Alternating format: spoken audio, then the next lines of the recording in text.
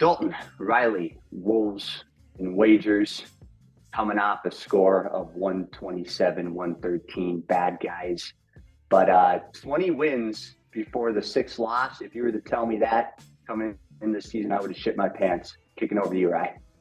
Yeah, you got to take it with a bit of a grain of salt. Frustrating game for me watching, especially because it was winnable. They were actually up there in the third quarter when the third quarter Wolves came alive again. And I think they got it up to five for sure. Five, I think maybe even seven.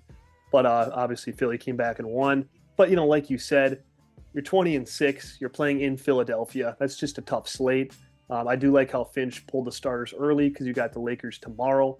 But as far as this game goes, I'll start with Joel Embiid. And I want to make a disclaimer to if there is a Philly fan out there watching and anybody else, I appreciate, I understand he's a great player. He's an MVP for a reason. He won it last year. He deserved it. He's playing better this season.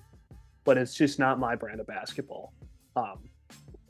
Which is funny because I'm looking at the box score here, 17 of 25 from the field. But after that first quarter, he was 1 of 6 from the floor with 10 points. So it's okay, he scored 8 from the stripe in the first quarter alone. But just not in love with it, how he embellishes calls and always looking for him when he doesn't need to. And he gets rewarded for it. But I'll let you touch on Embiid or anything you want before I go too far into anything else. Yeah, 51 points. No threes. The mid-range was unguardable. Rudy Gobert, I'm sure we'll touch on him, had nothing. No answer. Dude, yeah, no answer. So Joel always puts up big numbers. So the end of the game was kind of boopy there, missing that throw and then getting the jumper. But whatever, he played a heck of a game. He was unbelievable. But I think Tyrese Maxey might have even been better. 12 of 24, 5 of 12 from deep. This guy is starting to get to that all-NBA level, in my opinion, right? Absolutely. On my drive back before, when I was thinking about what I was going to say for this episode, I was thinking as of now, if we were to do a power rank from the 2020 class, I think I would have him number 1. Then I guess you go Halliburton 2 and then Ant 3. Obviously, long term, if I'm picking who I want to build my team around, I'm going to go Anthony Edwards. I think he's got all the tools there, and he plays both sides of the ball, which Maxey and Halliburton don't really do.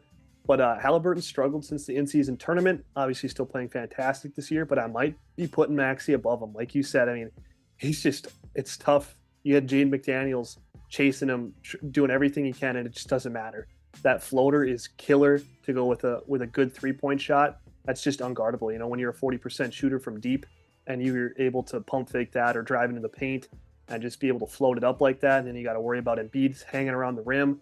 That they're a tough duo, and it's tough to stop that. We'll see what happens come playoff time, if they're officiated different or whatnot. But as of now, when they're both clicking like that, I don't think there's a team on this planet that's going to beat them, especially in Philadelphia. Yeah, I think Tyrese needs to work a little bit on the turnovers.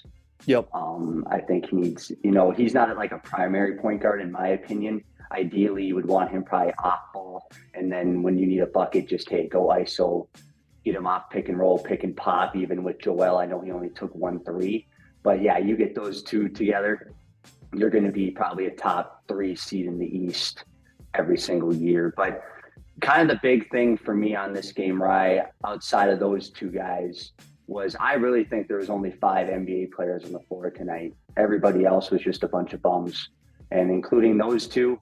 And then we can kind of jump over to the Timberwolves. But I really want to touch on Jaden McDaniels.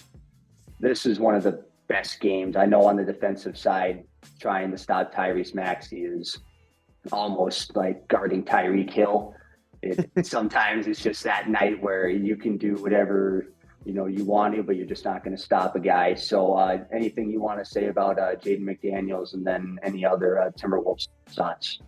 Yeah, like you said, I totally agree. It did only seem like there's 5 NBA players on the floor tonight that were worthy to be out there. Jaden had 19 first half points. He got hot there in that first half.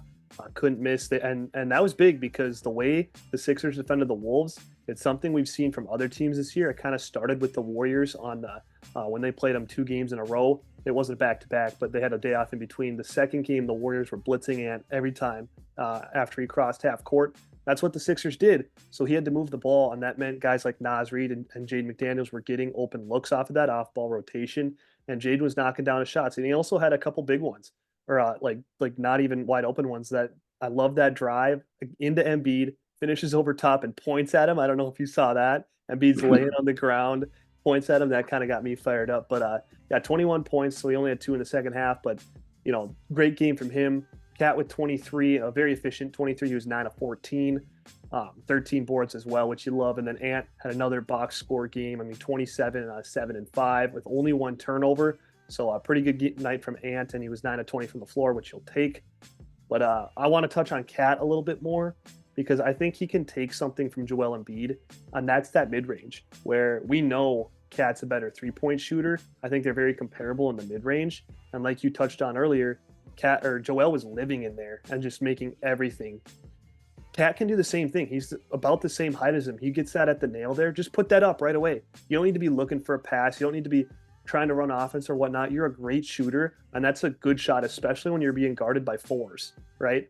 Like Tobias Harris on you, and he did cook him, right? When you got those smaller guys on you, just shoot over top of them. You're going to make over 50% of them, so I don't know why he doesn't look to do that more. It's something I wish Finch would encourage him to do and kind of break up the offense a little bit. But the last thing I'll say about Cat, part of this is his fault. I'll say part of this is probably on Ant, and part of it's probably on Chris Finch as well. I think he went the last 6 minutes of the game without a shot attempt, and that was when the game was still within reach, and it started to get out of reach. Part of that was Ant was taking shots, but he was also making them for the most part. But Cat's just got to go get more involved and demand it a little bit more at that situation, because you don't want guys like Shake Milton or Troy Brown Jr. putting up shots in moments like that, and especially Kyle Anderson, who I won't go too much on, but not another good game from him. Yeah, and I think this was one of those games, even going in, I was like, Rudy's probably not going to bring much to the table. It's always a bad matchup. Thank the Lord Joel's in the East, because if he was in the West and we had to play them round one, Rudy Gobert is probably sitting on the bench for most of that series, and tonight's a prime example of why. I mean, he was absolutely unplayable. He had 9 rebounds. I don't know how he had 9 rebounds because I watched the whole entire game and I did not see that guy grab 9 rebounds. But regardless, do you have anything on Rudy Gobert that you saw from tonight? Yeah, like you said, it's just not a good matchup. I was hoping Finch would maybe go away from that. I understand why he didn't, especially when Rudy's the depoy favorite. But I saw a lot of stuff on Twitter, and I do agree with it. I know I was just hating on Kyle, but the one spot where he could be used was actually guarding Joel. And I know Finch went to that earlier, and obviously he gets it down low. That's tough. That's where you want to keep him off the block there. But in the mid-range, Kyle doesn't bite on ball fakes. And that's where a lot of Embiid's free throws come from. And I know they're ticky-tack, but they're fouls. When Cat and Rudy have their hands in the cookie jar there, Embiid's a smart player. He's going to put that up every single time or go for a shot attempt, and you're going to slightly rake him across the arms, and technically it's a foul, and he gets that whistle every single time. Kyle doesn't bite on stuff like that or doesn't reach in as much. So I wish he would have went to that sooner, but Kyle kind of played himself off the floor by taking shots that he had no business taking, especially in the second half there. But yeah, just not a good matchup for Rudy. And maybe it's not even entirely his fault, but he was biting on every shot fake from the mid-range. But, when he's 17 to 25 from the floor, I guess I kind of get it. You got to try and contest. And then that's when he'd go around and he had a few monster slams. And that's kind of when the game ended for me. It was when Embiid had those 2 big dunks. It's just like, yeah, he's going for 50 tonight, and there's just nothing we can do about it. Yeah, I kind of touching on Kyle. I just kind of want to say that I think it's come to the point where we got to start looking to trade him and maybe get a viable backup point guard. And I'm not taking shot at Mike Conley. Kind of new coming in as well with Rudy, that not the best matchup for either of those two, but they've been a huge part of why we have 20 wins, why the Timberwolves have 20 wins. So I'm not going to harp on him too much, but I think there comes a point with Kyle. Is he on the future roster? I really don't think so. So I think this is maybe a good time to trade him to a contender and maybe get a backup point guard who can guard or kind of knock down shots. Mike Conley didn't really do either of those tonight. So is there anything else you want to touch on for Big Mike? I'm not going to ride him too hard though. Yeah, I think I texted you too. I said maybe not a game Mike can be in, or just he's a little bit too small. Or, when he's not knocking down 3-pointers, I'm looking at a 1 for 4 and some uncharacteristic turnovers too. Just wasn't ideal. But like you said, I would look to move Kyle. You said to a contender. I would think about pairing him and Shake's contract and saying, "Hey, Washington, give us Tyus, give us our Minnesota boy back, and then do Kyle the favor of cutting him or buying him out and let him go sign with a contender elsewhere. Maybe you throw in a couple seconds with that, and that gets it done. But I wouldn't mind a guy like Tyus Jones coming back home, and somebody we talked about earlier over text message today. Sounds like Rubio is going to be bought out by the Cavs, or they're working on a departure. I don't know if he's going to stay in the league because the Cavs actually need a point guard right now with Garland being out. So it doesn't really make sense to me that he's not even like being thought of as a player. But if he still wants to be in the NBA, maybe he has a third stint in Minnesota just where he gets, 10 to 15 minutes a night off the bench in games like this when he can kind of control the tempo and keep level heads. But that's about all I have from the Timberwolves half of things. There's as far as the Sixers go, we've touched on Max and Embiid, and that's all there is to do because there was not a single player besides them that was in double figures. Their next highest scorer was Tobias Harris with 9 points on 4-10 shooting. So they just got outdueled, and when they combine for 86 points, you're probably not going to beat them, even though Jaden, Cat, and Ant all had good games. You're just not going to win on the road in Philly, especially on the front end of a back-to-back. But yeah, anything else from you, Dad?